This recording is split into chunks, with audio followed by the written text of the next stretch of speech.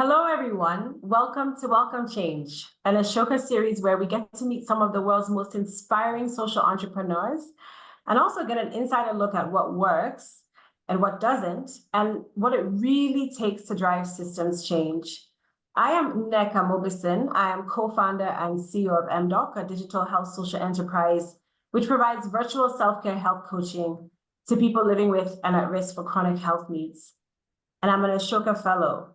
And so it's my absolute honor and privilege to introduce my friend, my sister in social entrepreneurship, and recently elected Ashoka Fellow, Grace Matlhape, who is the founding CEO of Smart Starts, an early learning social franchise that was established in 2015 as a delivery platform to enable the rapid expansion of access to early learning for children. But first, before we get started, I really want to focus on just some housekeeping elements. We have so much to cover today in a very short time frame. But first, a reminder about our format. We have 30 minutes together where Grace and I will chat for the first 15 to 20 minutes, and then we'll turn to a few of your questions before we wrap up. So as you may already have questions, and as we converse, please feel free to put your questions into the Q&A at the bottom of the Zoom screen.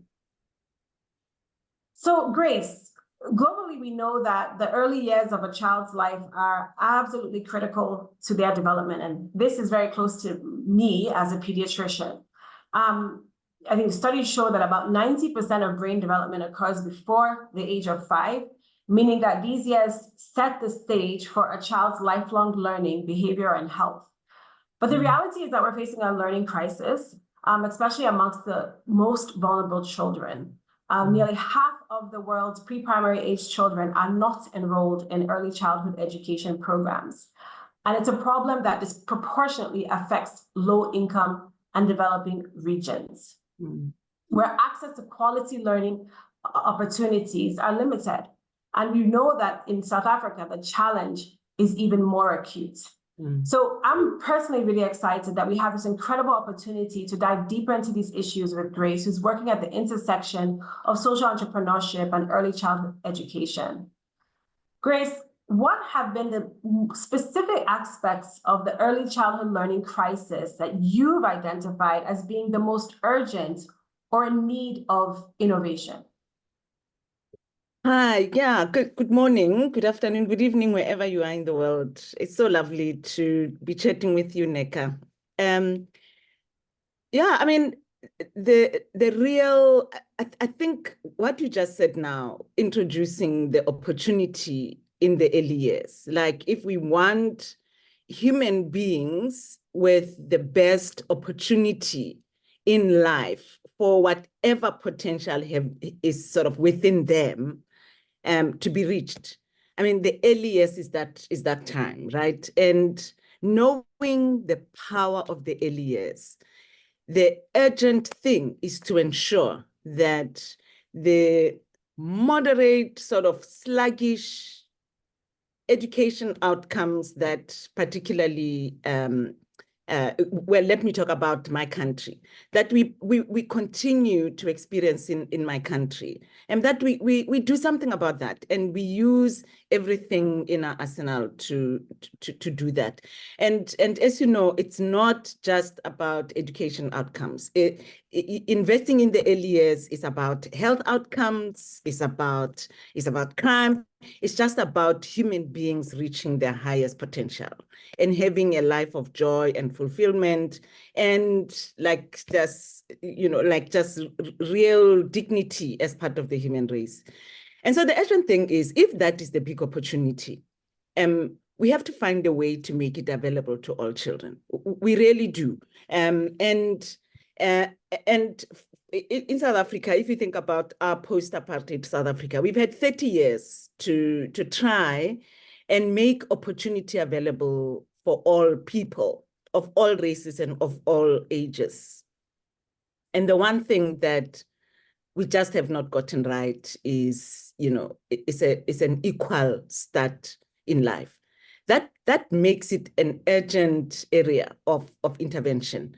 And so I think we have a responsibility, we have a duty And those of us who are interested, we have a big area of interest to find innovative ways to understand why we continue to exclude so many children in early learning, and how can we change that? And so, Grace, you talk about exclude. Why are we excluding? Why are we excluding children? I mean, everyone smiles when they see a child. Yet, if we kind of look historically, there's so much exclusion of children. And to your point, education, health, and beyond. Why are we excluding children when it comes to early childhood education, and why in South Africa? Yeah, no, I think that's a really cool question, because the assumption is that we are all like nasty people. We don't like children, we hate children, and it's not that. I think there are a lot of things that fall sort of on some blind spot where we think we're doing the right thing, but we're missing some big things. In South Africa, it became important for us to ask ourselves that question. And so it's a set of things, and I don't think that we have time to go through all of them. But I think what falls in the blind spot is what is early childhood education? Is early childhood education these beautiful centers and infrastructure that we invest in, where we house children, look after them, do the best that we can? Or is early childhood education a real loving engagement with a caring professional who is well-trained to stimulate the child, giving the child the ability to control what they're interested in, what they want to do, and give them that space to explore and learn, and even, probably more importantly, develop a joy for living, a joy for learning. And you don't need infrastructure for that. Countries like South Africa, and I think a lot of sort of developing economies don't have competing priorities sort of in terms of our development agendas. And so if we're going to wait until we can afford expensive buildings to deliver quality early childhood care and education, we will still wait a long time. I mean, a sister organization of ours called Dilifala Bantwana in South Africa did a modeling that showed it will take us up to 2070 to achieve universal access to quality early learning if we are going to bring children on board only when we can afford infrastructure. Wow. So those are the kinds of things, like, we just need to challenge those things and just make sure that a child born today has an equal opportunity to access education without waiting for when we can afford expensive buildings for that to happen. And how have you done that? How have you challenged this? How have you shown, I mean, you're doing so much in this exact space. And how are you really catalyzing this innovation to drive this systems levels change? Share more on what you all are doing. Yeah. So we, as I was saying, we asked ourselves that question: what are the drivers of exclusion of children? How are we inadvertently keeping children out of early learning? And we did identify that infrastructure is one of the things that stand in the way. Over-reliance of pre-qualification. And, I am a deep believer, as many of us are, in education and the power of education. And that's, in fact, that's why we are doing this. But for a big chunk of the population, particularly the poorest people, part of the reason that they continue to fall in that sort of, in that category of poverty, like, part of the reason why they continue to stay in poverty is that they haven't actually had access to education as we assume. And so in order to deliver early childhood care and education, you need, currently now thinking, you need a center, you need a well-educated, pre-qualified workforce, you need all kinds of resources and tools and toys and all kinds of those things. And, the more you add the things that we need, the more expensive it is, and that it is going to cost both parents and country to achieve access for one child. And yet, you know, there are these amazing but largely invisible assets in our communities. In our environment, those assets are, first of all, in terms of infrastructure, the homes that these children live in, and the amazing talent, interest, and warmth and love of scores and scores of women, largely unemployed. In South Africa, that unemployment rate is like as high as 38% among women, you know? And so they're there. It's an asset we have. They are there. And so the thing is, what do we do with what we already have? And that's lots more. You have communities that have lived together for a long time. That comes with a really solid social capital, like connectedness of community people, with a church down the road, a shopkeeper up this way, a whole network of communities. All of that is an asset to work with. And so what we've done is we've designed a program that helps us identify, I mean, we go through a screening, women with the aptitude and love and care for early learning and interest. We bring them on board into Smart Start. We set them up as home-based early learning social enterprises. So that just means we set them up in small businesses operating preschools from their homes. Amazing. You know, and so that already gives you access to this powerful, like 2 of the biggest excluders have already been solved right there. And we use our own curriculum that we've developed and designed and evaluated, and now we're really confident about it. They deliver that. They are supported by a coach. We know that they don't have a pre-qualification. So we have a coach with that qualification in early childhood development, in social sciences, you know, a whole sort of diversity of them. And they are full-time employees of ours, and they are, you know, their focus on a daily basis is on coaching groups of early learning practitioners at a time. And that has just, you know, provided a very promising solution to get to the poorest children and ensure that we break the cycle of poverty for them. And so what, I mean, talk to me more about then how do you spread that, right? It's incredible that you're able to transform, you know, that term invisible assets. I mean, I think it is so powerful because it's true. In our communities are clear in invisible assets. Mm-hmm. And so it seems there's a lot around transformation. And so transformation that maybe comes from within, not necessarily that you're necessarily doing it, right? But you're supporting people to find that transformation from within, and communities as well. How do you spread that? How do you grow that? I mean, I think that's phenomenal what you all have been doing, but how does that spread? And then talk to me more about how do you see that transformation happening? Yeah. So, you know, that is such an interesting way of asking me that question, talking about transformation, because, you know, more and more, it's apparent to me that, you know, that sort of transformation that must happen within all of us, like the individual transformation. Firstly, I have to convince this woman who is really, you know, they're complete. There is nothing wrong with them. They're complete. They're full. They're a human being with assets. They don't need me to fulfill them. That's right. If I say to them, you know, we have a crisis in our country, and you could be a part of helping to resolve it. And right there, I've planted a seed. I mean, she'll believe me, because once she joins, she's going to feel in a few months' time, I'll visit back and she'll say, Grace, I am suddenly, these are the things I hear, Nneka.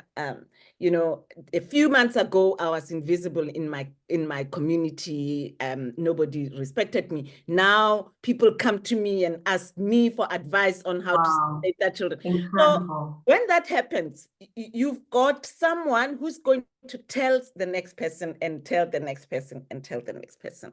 So that's one way of lighting that fire and letting it just go. But we have to be a little bit more intentional than that. And that intentionality is about collaboration and partnerships. So in our model, we work in partnership with other non-governmental organizations. And these organizations, many of them, have existed for decades. They have really deep, solid early childhood development capacity and capabilities within the organizations. And what's more is that they hold such a deep understanding of local context. The risks that I don't have to tell you of national programs is that you could be tempted to design a one-size-fits-all. Particularly as we use a social franchise, we have to use a social franchise because I don't know whether we have to, but we chose to because we wanted to manage quality at scale, and social franchise became one that, help us at least to have some guarantee of faithful fidelity as you grow. So the NGO partners that we have bring this local context. They drive the operations. They're part of our delivery platform. They're a partner, and they drive the operations at the local level. There are areas where we don't have an NGO partner. We drive operations at the local level. We also have to use social media and other communications platforms a lot. I'm a parent of children. I've brought children up, and I have adequate education, and yet I was shocked before when I started in early childhood development. I was just shocked about the evidence that shows the power of the early years. And so, the big thing is, how do we tell the next person and the next person? How do we get the whole of the global South, or the whole world even, to see the power of the early years, and just each one teach one, and we grow like that? Yeah. And to that exact point, we actually have a question from the audience, from Nadine Freeman, actually asking, how do you move from convincing individual women, to your point, to getting up for this fabulous idea more broadly across South Africa? You've highlighted some of those points. And have you connected, you talked about the NGOs that you work with. Have you connected with fellows in Colombia, she's asking, who are also working similarly on the same issue? Can you share how you've worked across different lines, across geographical boundaries? How are you leveraging the power of collaboration to really drive this change? Yeah. So let me answer the first part of the question first. So we do have a significantly more structured process than I am describing. So we have these partnerships that, we seek them out. We have data that tells us where children are in South Africa. We have data that tells us what already exists in terms of early childhood development programs across South Africa. And so we have this platform that helps us match those two things, and then it will pop up what areas of priority are. So it'll tell me, in this area you have 500 early childhood development operators. Well, not as much as that, but just say. And in that area, you have so many, right up to ward level, like the micro community level, so many children between the ages of 3 and 5. In our case, we focus on preschools, 3 to 5 year olds. And so I will know exactly where geographically what the gaps are. And in those areas, that's where I will the team and I, we will either recruit an NGO partner that would like to focus on that area, or we will set up a branch office of Smart Start in that area, and do a pretty deliberate process of community entry. So we go into the community, we identify the leadership system, the churches, the women's groups, and we go to all of those groups, introducing the opportunity. At the end of a week or two of doing that, we will invite all people who are interested to be part of Smart Start. Wow. And they will come to this day that we call it a matching day. And on the matching day, they will hear about, everything else that we didn't cover in the sort of community entry and marketing phase. And we will do a screening of them. It's like a psychometric test, but an experiential process rather than people sitting behind computers. Not that we didn't try, and it didn't work. Yeah, and so we do actually have a pretty structured way of community entry and growing. And we have, we have a tech platform where all people who have expressed interest, who've gone through the matching day, will now start their journey there.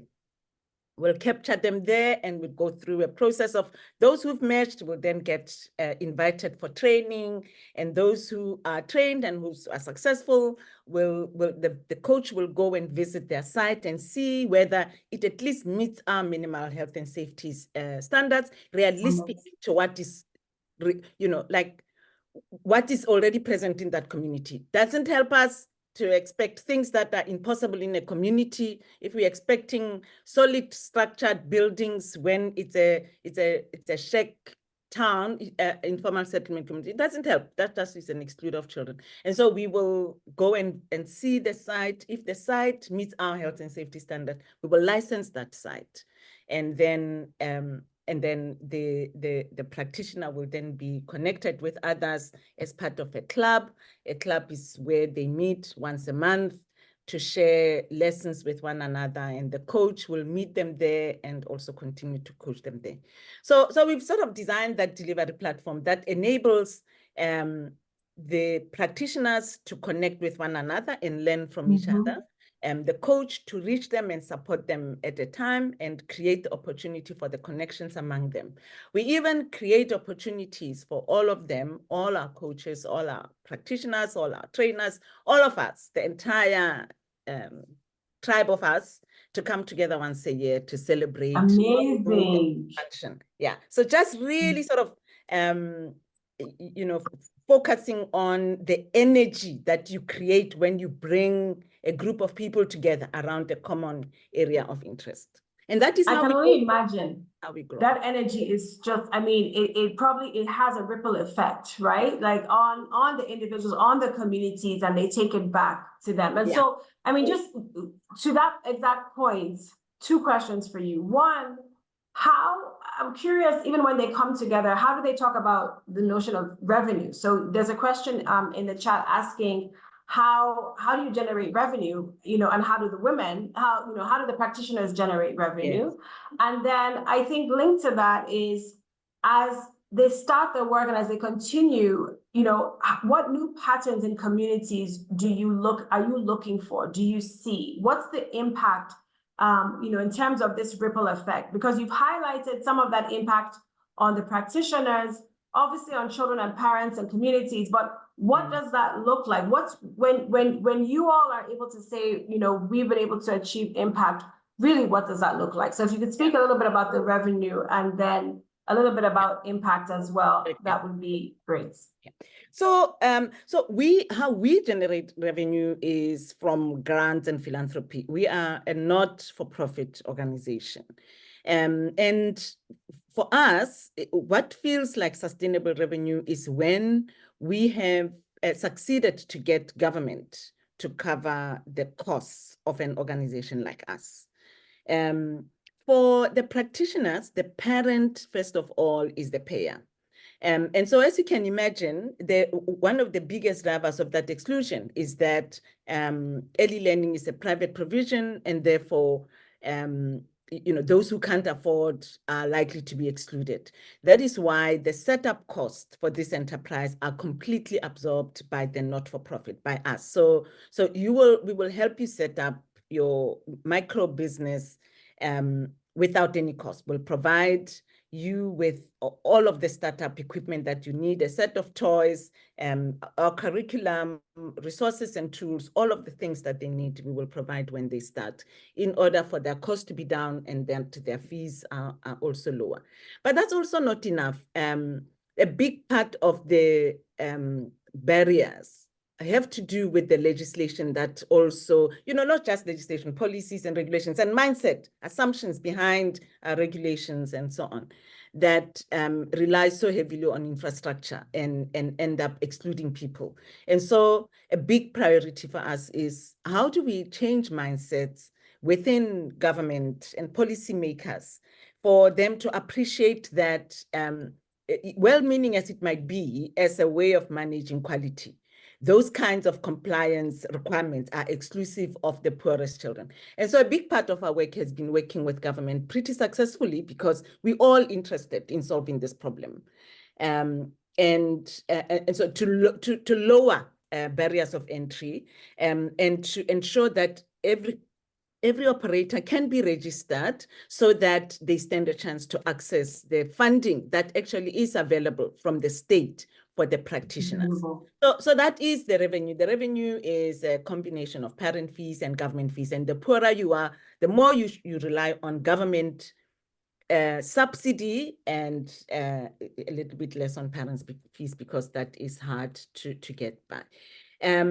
Yeah, and you also asked me earlier about Colombia. I'll talk about impact right now. I mean, we have found an amazing richness of experiences from the global South countries, So, I mean, we don't work in Colombia, but we have we've seen a lot of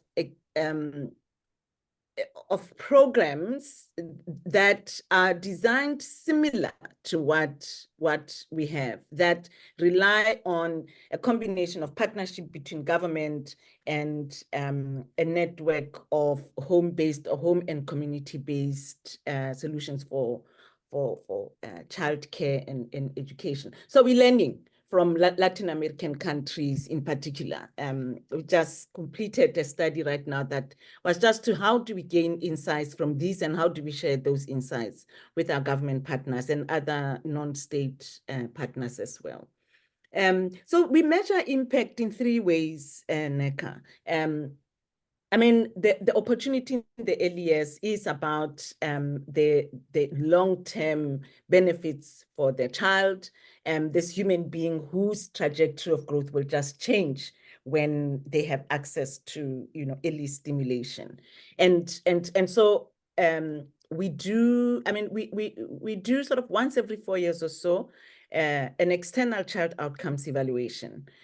We did that in the first place to check whether we are achieving the kind of child outcomes we want to achieve. But we needed to do that again. We just finalized our latest one now to see whether there are any losses in child outcomes as we scale. Because, that's just one of the risks that you have to manage. Even if you say you have this amazing franchise model, there's always that risk. And so we do that, and we're quite excited because our latest child outcomes evaluation shows that not only are we achieving good outcomes for children, we're sustaining them even as we grow, but we also we also see even greater benefit for the poorest children. This is very consistent. If people are on the line are familiar with the ECD trends and data, it's consistent with what we know as part of the global evidence. The impact is even more pronounced among the poorest. You see significantly more benefit for them. And so we've seen that. And it's extremely exciting because you see how you can get the poorest children who start at low baseline, and at line, they're very similar to the wealthiest children in terms of incredible. Yeah. Incredible. But Nneka, the other thing is livelihood is a big part of the challenge. And so labor participation of women, mothers of these children, mothers of 3 to 5 year olds are likely young women in their late 20s. In my country, they are the most likely to be unemployed. And so, creating safe childcare within a very strong social capital in their own local community ensures that the young woman will be able to at least will be available for a job. They can go and seek employment and improve livelihood, family livelihood. But the Are people entrepreneur, looking at that though globally? Are people tracking that? I mean, I think it's a really important element. And are people, is that being tracked, right? As kind of a key outcome too, right? I mean, you even have a question in the chat asking how these women are seeing their roles and impact individually and collectively as change makers. And I'm just curious, I mean, you've touched on this, but as they're kind of unlocking their own capability for being key producers and contributors to the community and really unlocking their own economic potential, is that being tracked, in South Africa or globally? So we do track it. We track the livelihood improvement of the women who run the preschools from their homes. Yeah. So we have a partnership in South Africa with government as Jobs Fund. And as part of that Jobs Fund, the Jobs Fund in particular is not interested in early childhood development, even though they are. They are much more interested in the extent to which we are helping to contribute to creating jobs. And so we track that through our Jobs Fund partnership, the extent to which not only are creating jobs, but improving livelihoods. And the data is also fantastic. I mean, it's better in some areas than in others. But we see economic empowerment through different lenses in those evaluations. In the exact sort of improvement in income, which is obvious because in fact, last week they were unemployed and now this week they're charging a fee for the exactly. that they deliver. But we also see trends like they start to build a credit footprint. That means they start to be economically visible. They start to be amazing. They have access to credit. We even have evidence of beginning savings. Well, they start savings clubs, but that in fact they actually have built some savings. They are able. So there are all kinds of indicators, and you cannot, in an unequal, like a hugely unequal country like that, it's hard to say this is the amount that everyone must get to, because it will all differ depending on where you fall on the economic spectrum. But those indicators are really important to us. Accrued income, increase in income, credit worthiness, or at least credit footprint, development of some savings for their family, providing for families. Some of the data shows really massive improvements in just food security. Like last week, we were not eating, and now we have significant improvement in food security. So those are that kind of information is important to us. And other countries have done studies that even show not just the economic impact on the operators or the programs themselves of the playgroups, but the families of the children when they are freed to participate in work. Incredible. Yeah. So I cannot believe 30 minutes have passed, and so Grace, you and I could talk forever. And a couple more questions just from the chat before we close. So one is actually asking about how present nature is in the lives of the children today. Obviously, SmartSat is across South Africa, so there's urban, there's rural, but how present is nature in the lives of the learners, the children themselves today, and is SmartSat able to bring nature closer to kids? That's a question I'll just ask you, and then I'll ask the final question before we close out. And I'm going to try and be brief. To the extent that we can, it's really hard when you live in very tight informal settlements where there is hardly a gap between shacks for you to bring nature to children. But it is a massively important part of children learning. And so it is indeed available along a spectrum. In rural areas, children will spend time outside as much as possible.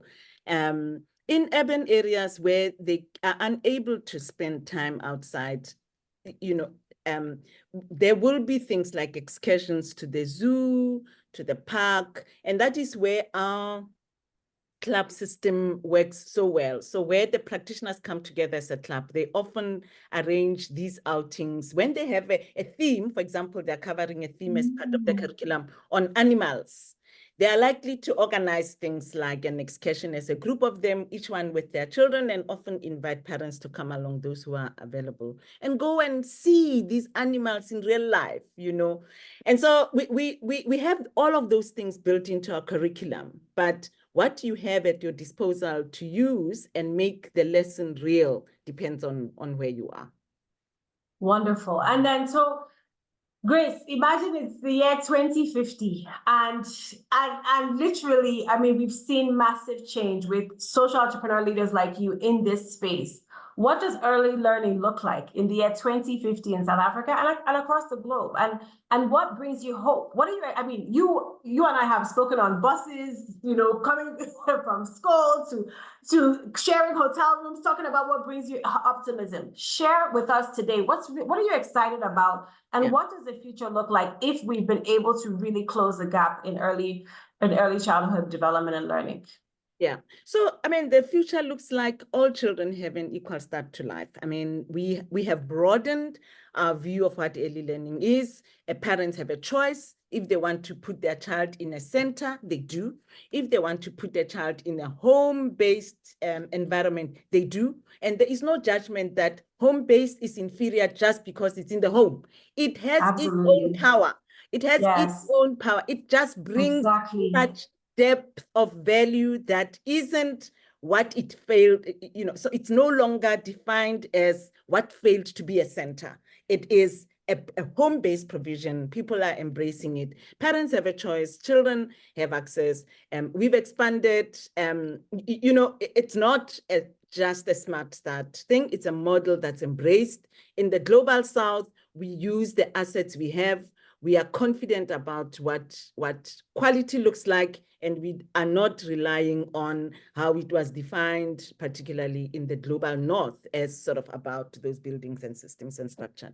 We have a much better, education outcomes. We have, I can dream about that future. And to the extent that we can all sort of do what we can, I do believe that future is possible, Nneka, that we have universities. I am there with you. Yeah. It is. And with leaders like you, it is absolutely, we're seeing it. We're seeing the change today. And honestly, Grace, that feels like a wonderful place to stop for today. It's amazing to see you. Always a huge thank you to you. You inspire me and you inspire so many of us, your team. You're doing phenomenal work. And to everybody who joined, thank you for your phenomenal questions. And please look out for an email with a link to our conversation today. Please share it widely with your networks. This is a true gap that we have got to solve collectively. Enjoy your evenings, your days, your mornings, wherever you are, and see you next week. Have a great day. Nneka, thank you so much. Bye.